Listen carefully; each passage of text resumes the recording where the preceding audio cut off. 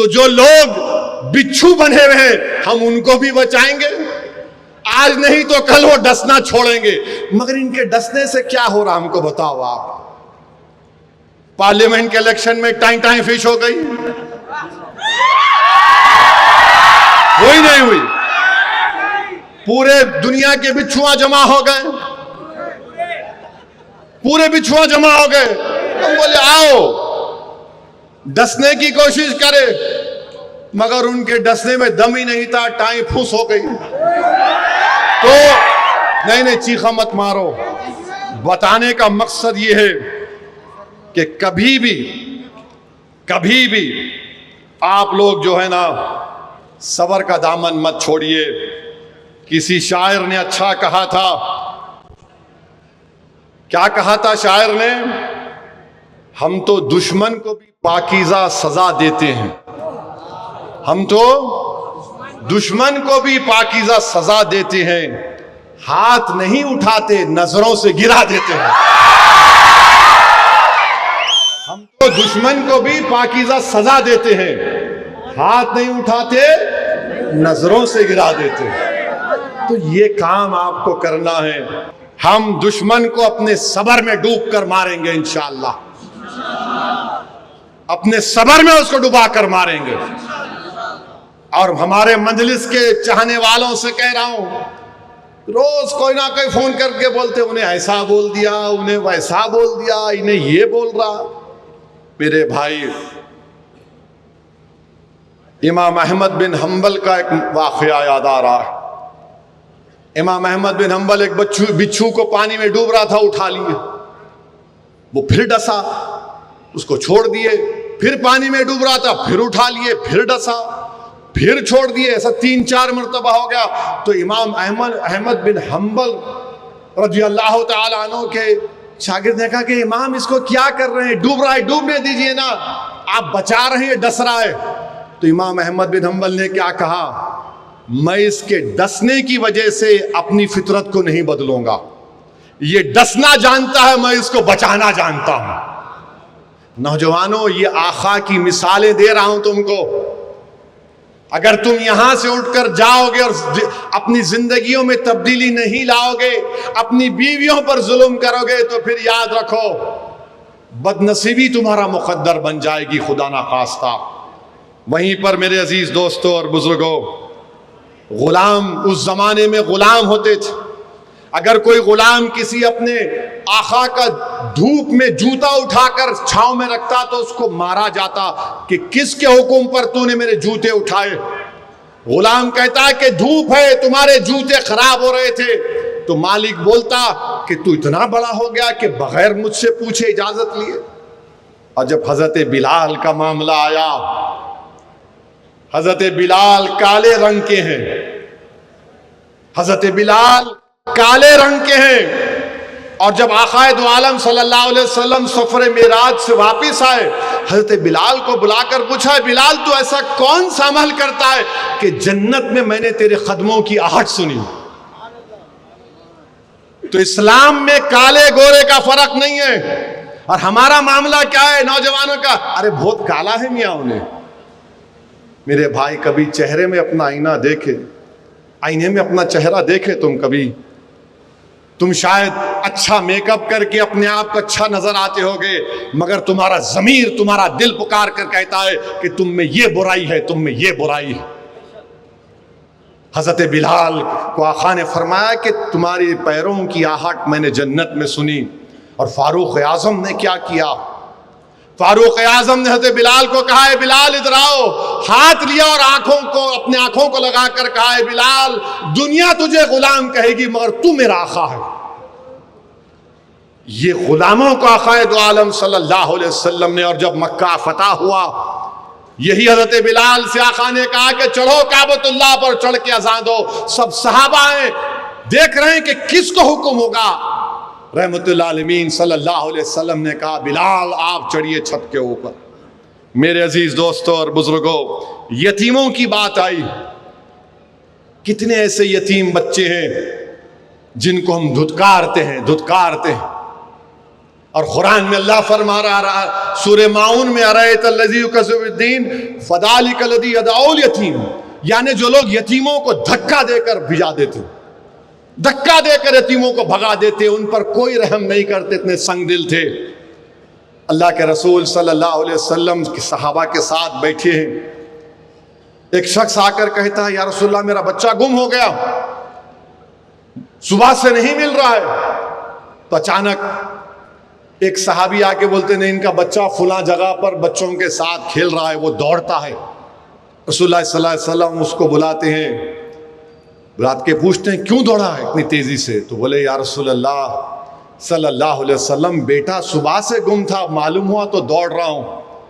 اللہ کے رسول کیا بولتے اس کو صلی اللہ علیہ وسلم؟ سنو، یتیموں کا مقام آقا نے دیا، فرمایا کیا فرمایا کہ جب تم بچوں میں جاؤ گے تو اس کو اپنا بیٹا بول کے نہیں پکارنا، اس کو اپنا نام سے نہیں پکارنا، بیٹا کہہ کر پکارنا۔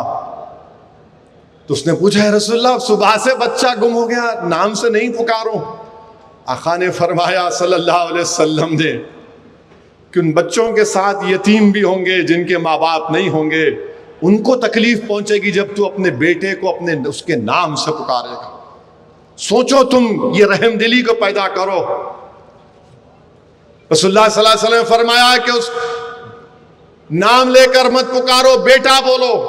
رسول اللہ صلی اللہ علیہ وسلم نے فرمایا کہ جب تم اپنے گھر میں گوشت بناتے ہو تو اس کی خوشبو سے تمہاری پڑوسی کو جو غریب ہے تکلیف ہوگی، یا تو زیادہ پانی ڈال دو یا تھوڑا شوربہ اس کو دے دو، یا پھر رات میں پکاؤ جب تمہارے پڑوسی کے بچے سو جائیں گے۔ اللہ کے رسول صلی اللہ علیہ وسلم عید کی نماز کو جا رہے، ایک غریب یتیم بچے کو روتا ہوا دیکھتے ہیں، پوچھتے کیوں رو رہا ہے؟ بولے میں یتیم ہوں، میرے پاس ماں باپ نہیں ہے۔ اللہ کے رسول صلی اللہ علیہ وسلم رحمت اللہ عالمین، اشرف الانبیاء، امام الانبیاء، خاتم النبیین اپنے گود میں اٹھاتے ہیں، گھر کو لے جاتے ہیں اور فرماتے ہیں کہ حسنین کریمین کے کپڑے اس بچے کو پہناؤ۔ وہ بہت خوش ہو جاتا ہے، بچے سے کہتے ہیں کہ تو اور خوش نہیں ہوگا کہ تیرا باپ محمد صلی اللہ علیہ وسلم ہو جائے، تیری ماں عائشہ صدیقہ ہو جائے، تیری باجی حضرت فاطمہ ہو جائے۔ وہ بچہ چیخ مار کر خوش ہوا ہے، مجھے قبول ہے۔ یتیموں کا لحاظ اس طرح رسول اللہ صلی اللہ علیہ وسلم کرتے تھے۔ نوجوانوں، میرے عزیز دوستوں اور بزرگوں، جب ساری دنیا کے دروازے بند ہو گئے، میرے باپ کے گھر کا دروازہ کھلا تھا۔ میرا باپ مصیبت اٹھا کر مجھے پالا، جب میرا شوہر دنیا نے مجھے ٹھکرا دیا، اللہ تو میرے باپ کو جہنم نہیں دے سکتا۔ اللہ کہے گا کہ بیٹی بیچ میں آ گئی، اس کے باپ کو جہنم نہیں بھجایا جائے گا۔ میرے عزیز دوستوں اور بزرگوں، یہ آقا دو عالم صلی اللہ علیہ وسلم کا انقلاب ہے۔ وہیں پر میرے عزیز دوستوں اور بزرگوں، آپ کو معلوم اپنی بہنوں سے عزت کرنا۔ ابھی ہم نے سنا اللہ کے رسول صلی اللہ علیہ وسلم کی ایک رضائی بہن تھی، تم کو فلم سٹار اور ناچنے گانے والیوں کے نام تم کو یاد ہوں گے، مگر کیا تم کو رسول اللہ صلی اللہ علیہ وسلم کی رضائی بہن کا نام معلوم؟ نوجوانوں، ان کا نام حضرت شیمہ تھا۔ حضرت شیمہ تھا۔